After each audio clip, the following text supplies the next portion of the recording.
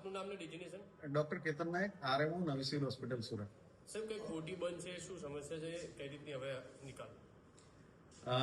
Operation orthopaedic વિભાગનું એક operation theatre છે, એમાં એર કન્ડિશનનો પ્રોબ્લેમ થયેલો હતો એક અઠવાડિયા અગાઉ.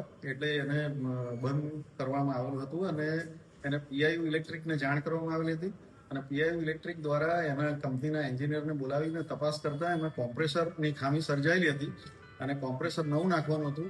એ ગત રોજ કોમ્પ્રેસર આવી જતા એને રાત્રે જ ઇન્સ્ટોલ કરી દેવામાં આવ્યું છે. આજે ટેસ્ટિંગ કરશે અને મોટે ભાગે કાલથી ઓપરેશન થિયેટર ચાલુ થઈ જશે.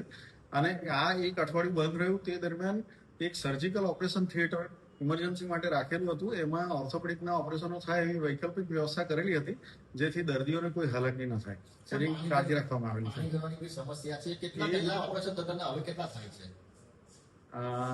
સંખ્યામાં કંઈ ખાસ ફરક નથી પડ્યો. ઇમરજન્સી 24 કલાક ચાલે છે અને એ પણ કરેક્ટ કરવામાં આવ્યું છે.